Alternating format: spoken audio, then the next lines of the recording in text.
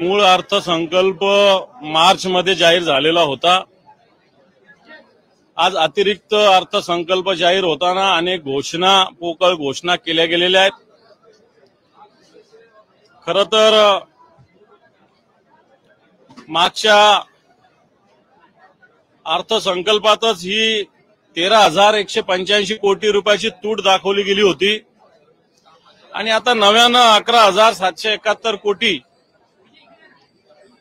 याचा वेगवेगळं खर्चासाठीच्या माध्यमातून म्हणजे थोडक्यात आता 25,000 कोटी रुपयाची तूट या बजेटमध्ये असताना मोठ्या मोठ्या योजनेची घोषणा केलेली आहे। सरकारने मागचं बजेट हे पंचामृत म्हणून जाहीर केलं होतं। मागच्या वर्षभरात या पंचामृताचा एक थेंब सुद्धा कुठं आलेला नाही। मागचं पंचामृत वेगवेगळ्या समाज बांधवांसाठी वेगवेगळे मंडळ स्थापन केले होते, हे कुठे झालेले नाही। विशेष म्हणजे मुख्यमंत्र्यांनी रिक्षा चालकांसाठी एक मंडळ केलं होतं, याला कुठे 1 रुपयाची डिस्बर्समेंट नाहीये। महात्मा फुले आर्थिक विकास मंडळाला मागच्या 2 वर्षांना 1 रुपया मिळत नाहीये। आणि अशी स्थिती असताना ज्या घोषणा केल्या जर या बघितल्या तर या अतिशय फसव्या घोषणा आहे। मी आता कारण सुरुवातीला याचे पेपर्स उपलब्ध नव्हते, सगळे पेपर्स आता उपलब्ध झालेले। खरं तर 25,000 कोटी रुपयाचं डेफिसिटचं बजेट असताना या सरकारने महिलांसाठी 46,000 कोटी रुपयाची याच्यात नियोजन केलं, वारीसाठी 36 कोटी रुपये, त्याच्यानंतर नमो शेतकरी योजनेचं तुमच्या माहितीच सांगतो की सरकारने अशी घोषणा केली होती, केंद्राची जी पंतप्रधान शेतकरी सन्मान योजना आहे त्याच्याबरोबर नमो योजनेचा हप्ता दिला जाईल।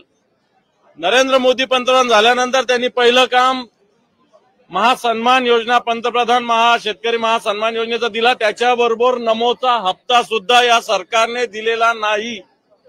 खोट्या घोषणा सरकार करतात, नमोचा यावेळेसचा हप्ता यावेळेस दिलेला नाही आणि म्हणून या सरकारला अनेक वेगवेगळ्या पद्धतीचं आताच्या घडीला लायबिलिटी असताना सरकारने हे ज्या घोषणा केलेल्या आहे, फक्त आता महाराष्ट्रामध्ये 42,000 गाव असताना गाव ते गोदाम म्हटलं असताना 100 गोदाम, 42,000 गाव आणि 100 गोदाम करणार अशा वेगवेगळ्या ज्या प्रकल्पासाठी सिंचनाच्या प्रकल्पासाठी नव्यानं पुन्हा प्रशासकीय मान्यता म्हणजे याचा अर्थ पहिलं काम ते करू शकलेलं नाही।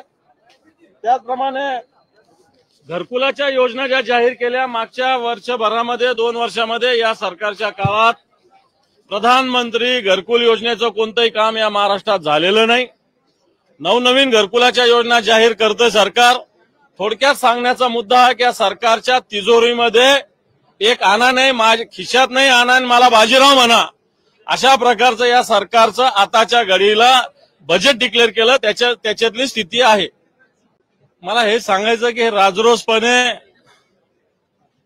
मी हे पुन्हा सांगतो की एखाद्या छोट्या मोठ्या क्लर्कने अशा गोष्टी केल्या तर आपण समजू शकतो, पण नगर सारख्या महानगरपालिकेचा आयुक्त अशा पद्धतीने हिंमत करतो, मला वाटतं त्याला राजकीय सपोर्ट तिथल्या स्थानिक कोणत्या तरी लोकप्रतिनिधीचा असावा असा माझा शंका आहे।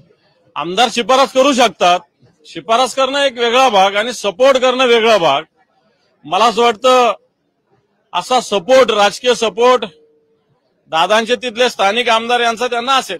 खरं तर सरकारने आतापर्यंत अशा आयुक्ताला आतापर्यंत निलंबित करायला पाहिजे होतं, तो फरार झाला म्हणजे पोलीस कारवाईपासून तो वाचण्याचा प्रयत्न करतोय।